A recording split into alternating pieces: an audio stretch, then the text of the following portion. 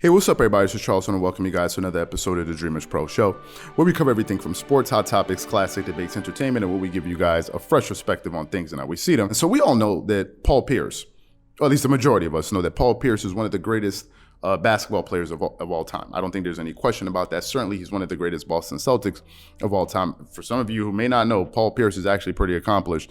He's an NBA champion. He won his first title in 2008. He's an NBA Finals MVP. He also won that in 2008. He's a 10-time All-Star. Think about that.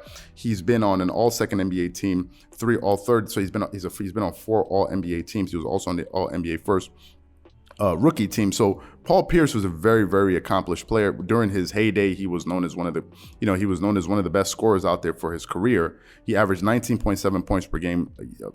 He got 1.3 steals per game, which is actually pretty impressive. 3.5 assists per game, 5.6 rebounds per game. He's an 80% career free throw shooter, a 37% career three-point shooter, which is really impressive, and a 44.5% career field goal shooter. So Paul Pierce, when he was a basketball player, he was a hell of a player. And I remember watching him in Boston Celtics when he was playing those early days in Boston, when his former teammate was Antoine Walker, and he was getting buckets. And obviously when they were able to acquire Kevin Garnett and Ray Allen when he broke through and won his first championship. I remember all of that, right?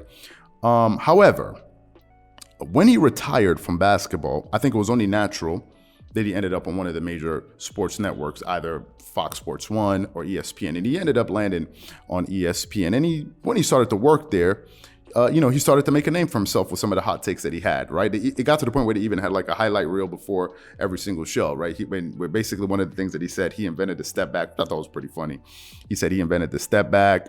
He said he had a better career than Dwayne Wade. We remember that. Some people thought that he would take shots at LeBron and all these different. So Paul Pierce started to make a name for himself on the network. And personally, I liked him, right? I liked him. I think he did a good job.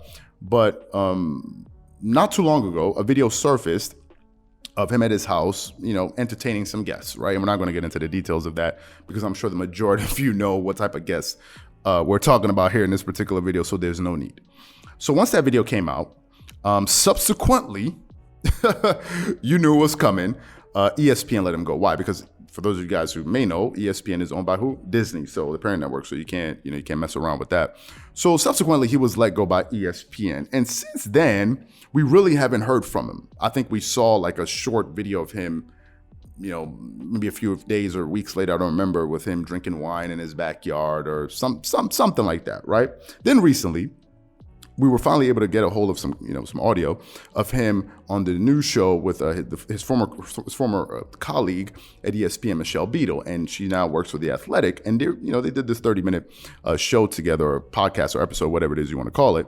And during that show, he was asked about his time at ESPN and ultimately his dismissal from the network, and he basically made his feelings clear about what he thought about the situation then and where he is now with his, as far as his mental. So before we go too far, what we want to do is we want to play some of the comments that he had to say, about his time at ESPN and ultimately his departure and now what he's doing with his career now. So before we go too far, take a listen to some of the comments that Paul Pierce had to say here. Take a listen to that. That wasn't really my plan, but I wasn't tripping. I mean, I was just like, no. You know what? At the end of the day, look, Beto, I'm retired. I was tired of him anyway, truthfully. I don't got nothing against him, but I was getting bored there. Stuff was changing all the time, and it just wasn't the same feel like it was when we was doing it. It was too much changes. And I got to the point where I was just like, this is my last year anyway. And, I was just having fun. I'm retired. I'm allowed to have fun. Everything worked out for the best. I'm happy. I'm happy than ever been. I don't have to come on the show and wear a coat and tie, and I had to do that too much. I'm done with that. What was like the first thing you started to want to do when you knew you were done? Like you didn't have to go in every day. You didn't have to do TV. You didn't have to do meetings.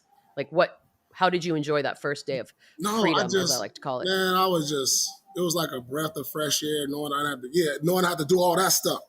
I'm sitting in the backyard, drinking my wine, hitting my hookah, and I'm just thinking about my next moves. I always got stuff in the works.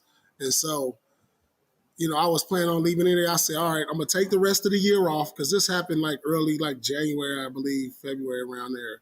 So I'm going to take the rest of Yeah. the season off, summer, relax, enjoy family, friends, travel a little bit. Now, basically in those clips, he's basically saying that, listen, I had enough. He had enough of working at ESPN, right? If you saw his expressions, we can't show you the video, obviously, because we don't own that. You would see that he had this kind of look of like, he was just over it, right? And that's the kind of sentiment that I got from him. It seemed as if he was just ready to move on from that situation. And I said it then, and I'm going to say it now. Paul Pierce is one of the few people out there, and this is the reason why it's very good to be successful and make a lot of money. You should want to make a lot of money. He's one of the few people out there that has FU money. What is FU money? FU money is basically you have so much money that no one can, like, they fire you, so what? Like, you can just basically do your own thing. You can say pretty much whatever you want to say, obviously, to a degree. Paul Pierce is worth $70 million. As we're sitting here speaking right now, Paul Pierce is worth $70 million. You're worth $70 million. You're good, right? You're good, right? So it's not like as if he was like clamoring for that job because he needed the money. He was already rich. Most people are going to hold on to different positions because they need the money. They need the, Paul Pierce wasn't in that situation. And he could simply say, you know what? Okay, you guys are done with me. I'm done with you. And essentially, that's what he did, right? He got let go of and he went on about his business and he went to chill. That's exactly what he said. He said he wanted to chill. He was drinking some wine, working on some of his plans, traveled with his family, had a good time, right? Essentially, that's what it did. And personally, for me, I think that Paul Pierce looked at that situation as just like a little roadblock or like a stepping stone onto something else. Because now he's moved on. Later on in that show, I think he said he's doing something now with Showtime, right? So he's moved on in his career, right? And to me, I just think that confidence that he has and that sense of calm that he has comes from the situation, comes from the fact that, he's financially secure. When you're not financially secure, you're kind of beholden to some of these organizations. And in his case, in his case, Paul Pierce is totally fine right now.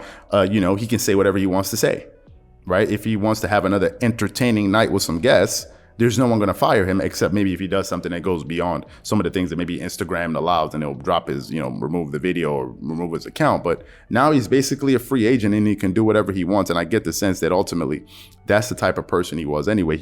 Different points he complained about. He didn't like wearing suits. He didn't like doing all these different things. So for me, it looks as if now he's in a better place. So what I want to know from you guys is this, very simple. Do you think ESPN made the right move to let Paul Pierce go by firing Paul Pierce? Do you think they should have given him a second chance or not? That's the first question. The second question is this: do you think he may regret it down the line? Maybe down the road, maybe 2-3 years from now, he realizes that he has the itch. He wants to get back on TV. He wants to start expressing his thoughts, talking about sports, and he realizes that he doesn't have an opportunity to be on the biggest sports network in the world. So those are my questions to you. Whatever you guys think, please leave your thoughts and comments in the comment section below. Again, if you enjoyed the video, be sure to make sure you go ahead and hit the like button, hit the subscribe button, and hit the notification bell to be notified whenever we drop our content. Once again, it's just Charles here from Dreamerspro. Wishing you guys an amazing day and catch you guys on the next episode.